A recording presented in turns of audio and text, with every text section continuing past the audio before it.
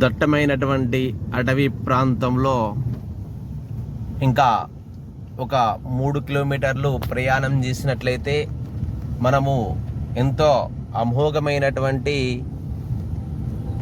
నైనాగుళ్ళు అనేటువంటి శివాలయాన్ని దర్శనం చేసుకునేటువంటి భాగ్యము కలగనున్నది. ఇది జయశంకర్ జిల్లా మలహర్ మండలంలోని అతి దట్టమైనటువంటి అటవీ ప్రాంతంలో కొలువై ఉన్నటువంటి మహాశివుని యొక్క దర్శనము మనము ఇంకొద్ది క్షణాల్లో జరుపుకోనున్నాం. మహాశివుని యొక్క దర్శనంలో భాగంగా ఈ యొక్క మార్గ మధ్యమంలో అనేకమైనటువంటి పుట్టలు, వాల్మీకుల యొక్క దర్శనము మహాస్పష్టంగా కనిపిస్తున్నది. ఈ విధంగా మనము యొక్క అతి దట్టమైనటువంటి ఈ యొక్క అటవీ క్షేత్రంలో ఎన్నో వందలాది వేలాది వాల్మీకి యొక్క దర్శనాలు, అంటే ఆ యొక్క సర్పరాజములు ఉండేటువంటి స్థలాలతో ఉండినటువంటి ఆ యొక్క పుట్టలను మనం ఎన్నో వీక్షించవచ్చు.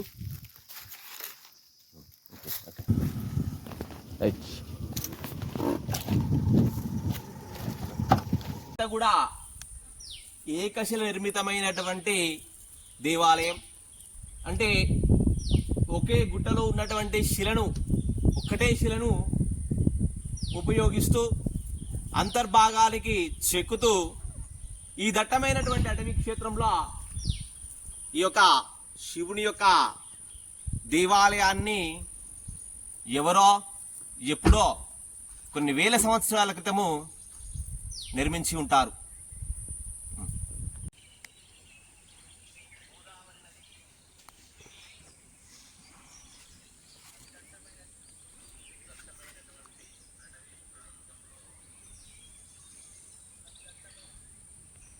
ఇదే వ్యాఖ్యానం అయితే శేఖరు గంట చెప్పట్టు.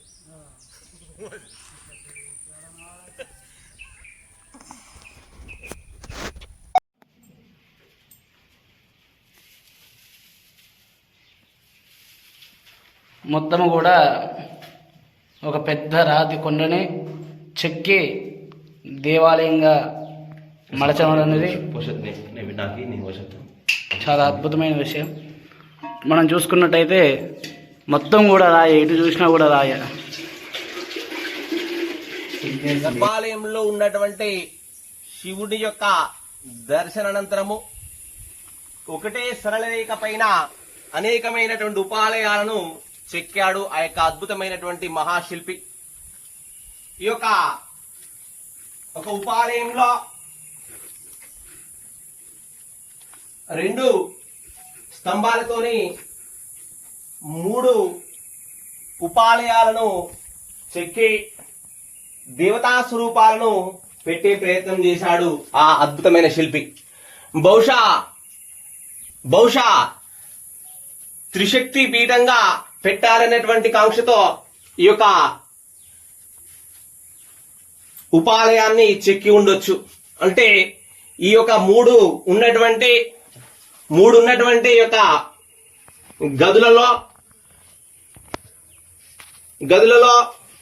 పార్వతిని, లక్ష్మీదేవిని, సరస్వతిని పెట్టాలనే కాంక్షతో చెక్కి ఉండవచ్చు.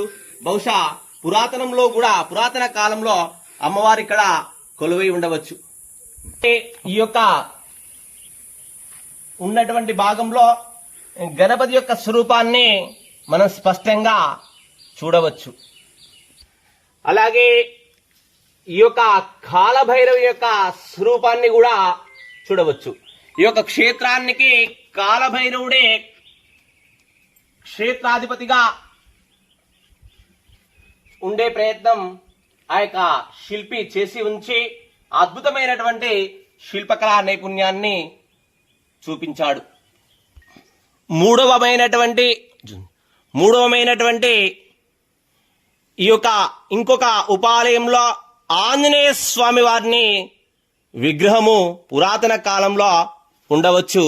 అందుకొరకే కావచ్చు ఆ యొక్క ఆంజనేయ స్వామి వారి యొక్క స్వరూపమైనటువంటి ఆ యొక్క మర్కటము కోతి సుఖాసీనంగా కూర్చొని దర్శనము కలిగిస్తుంది. జై హనుమాన్. జై హనుమాన్. ఈ యొక్క చివరి అయినటువంటి యొక్క భాగాన్ని పరిశీలన చేసినట్లయితే ఇక్కడ ఎవరో మునులు తపస్సు చేసేటువంటి భాగంగా చూడవచ్చు. అందుకొరకే ఈ యొక్క ఆధార పీఠాన్ని కలిగి ఉండి ఇది తపస్సు చేయడానికి అనువై ఉన్నటువంటి స్థలంగా కనిపిస్తూ ఉన్నది. ఇది చూడండి అసలు సమానంగా మొత్తం సమానమైనటువంటి పై భాగాన్ని అలాగే ఖచ్చితమైనటువంటి 90 డిగ్రీలకు ఉన్నటువంటి మూలమట్టానికి ఉన్నటువంటి భాగాన్ని మనము చూడవచ్చు. అలాగే ఈ యొక్క ముని తపస్సు చేసేటువంటి పీఠం కూడా స్పష్టమైనటువంటి మధ్య భాగంలో కనిపిస్తూ ఉన్నది. ఇది పురాతనమైనటువంటి కాలంలో ఇది తపోనిష్ఠతో ఉన్నటువంటి మహా దివ్యమైనటువంటి క్షేత్రంగా విరాజిల్లి ఉండవచ్చు. ఓం నమః శివాయ.